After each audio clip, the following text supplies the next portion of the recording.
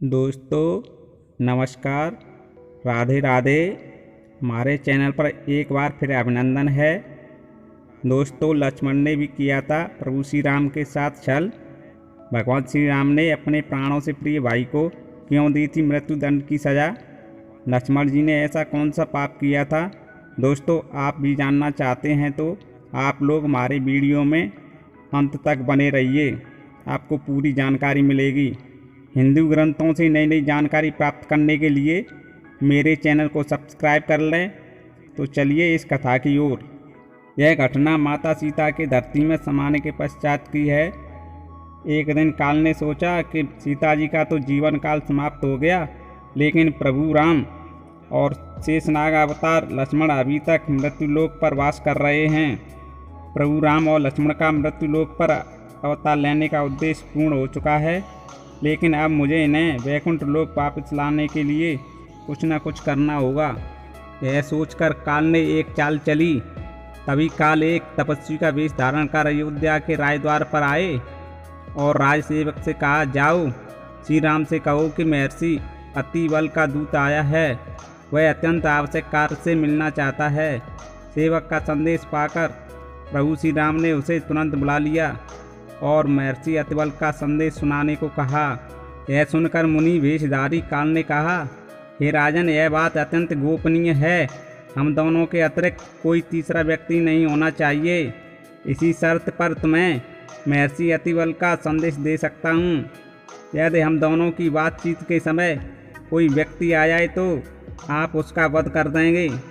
भगवान श्री राम ने मुनि वेशधारी काल की बात मान ली। प्रभु राम उस मुनि वेशधारी काल को एक कक्ष में ले गए और लक्ष्मण से कहा, हे लक्ष्मण, तुम इस समय इस द्वारपाल को विदा कर दो और तुम स्वयं ड्योढ़ी पर चले जाओ। ध्यान रहे, इन मुनि के जाने तक कोई यहाँ आने न पाए।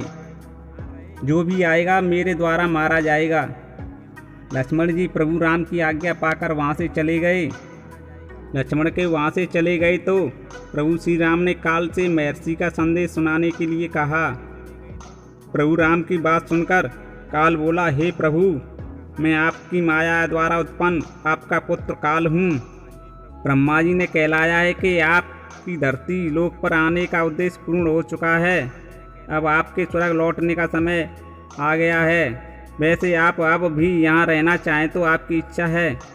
यह सुनकर श्री राम ने कहा, जब मेरा कार्य पूरा हो गया है तो फिर मैं यहाँ रहकर क्या करूँगा? मैं शीघ्र ही अपने लोक वापस लौटूंगा। जब काल से प्रभु राम वार्तालाप कर रहे थे, उसी समय द्वार पर महर्षि दुर्वासा श्री राम से मिलने आए और लक्ष्मण से बोले, मुझे तत्काल राघव से मिलना है। विलम्ब होने से मेरा काम बिगड़ जाएगा, इसलिए तुम उन्हें तत्काल मेरे आगमन की सूचना दो। महर्षि के ये शब्द सुनकर लक्ष्मण बोले, भैया राम इस समय अत्यंत व्यस्त हैं, आप मुझे आज्ञा दीजिए। आपका जो भी कार्य हो मैं पूरा करूँगा। यदि आपको उन्हीं से मिलना है तो आपको थोड़ी प्रतीक्षा करनी होगी। यह सुनते ही मुनि दुर्वासा का मुख क्रोध से तमतमा उठा और बोले, तुम अभी जाकर राघव को मेरे आगमन की सूचना दो। यदि तुम विलम्ब करोगे तो मैं श्राप देकर समस्त रघुकुल और अयोध्या को अभी इसी क्षण भस्म कर दूंगा। ऋषि दुर्वासा के क्रोध भरे शब्द सुनकर लक्ष्मण सोचने लगे, चाहे मेरी मृत्यु हो जाए लेकिन रघुकुल का विनाश नहीं होना चाहिए। यह सोचकर लक्ष्मण जी ने भगवान राम के पास जाकर दुर्वासा ऋषि के आगमन का समाचार सुनाया। श्री राम ने काल को विदा कर महर्षि दुर्वासा के पास पहुँचे। श्री राम को देखकर दुर्वासा ऋषि ने कहा, रघुनंदन, मैंने दीर्घ काल तक उपवास करके आज इसी क्षण अपना व्रत खोलने का निश्चय किया है। इसलिए तुम्हारे यहाँ जो भी भोजन तैयार हो तत्काल मंगाओ। भगवान राम महर्षि दुर्वासा को सब प्रकार से संतुष्ट कर विदा किया। भगवान राम काल को दिए वचन को स्मरण कर दुखी हो गए। राम को दुखी देख लक्ष्मण बोले, भैया, यह तो काल की गति है। आप दुखी न हों और निश्चिंत होकर मेरा वध करके अपनी प्रतिज्ञा को पूरा करें। लक्ष्मण की बातें सुनकर प्रभु राम ने गुरु वशिष्ठ और मंत्रियों को बुलाया, उन्हें सारा वृत्तांत सुनाया। यह सुनकर वशिष्ठ जी बोले, राघव, आप सबको शीघ्र ही यह संसार त्याग कर अपने अपने लोकों को जाना है। इसका आरंभ सीता के प्रस्थान से हो चुका है। इसलिए आप लक्ष्मण का परित्याग करके अपनी प्रतिज्ञा पूरी करें। प्रतिज्ञा नष्ट होने से धर्म का लोप हो जाता है। अपनों का त्याग करना उनके वध करने के समान ही होता है। गुरु वशिष्ठ की सम्मति मानकर श्री राम ने दुखी मन से लक्ष्मण का परित्याग कर दिया।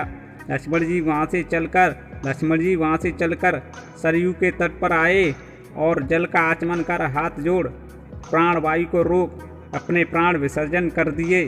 तो दोस्तों, आपने इस वीडियो में जाना कि भगवान श्री राम ने लक्ष्मण को क्यों दिया था मृत्युदंड, लक्ष्मण ने क्यों लगाई थी सरयू नदी के जल में समाधि, इसके पीछे क्या था रहस्य। वीडियो आपको अच्छा लगा हो तो लाइक कर दें। नई नई जानकारी के लिए मेरे चैनल को सब्सक्राइब कर लें। वीडियो को अंत तक देखने के लिए आपको धन्यवाद। जय श्री राम, जय सीता मैया।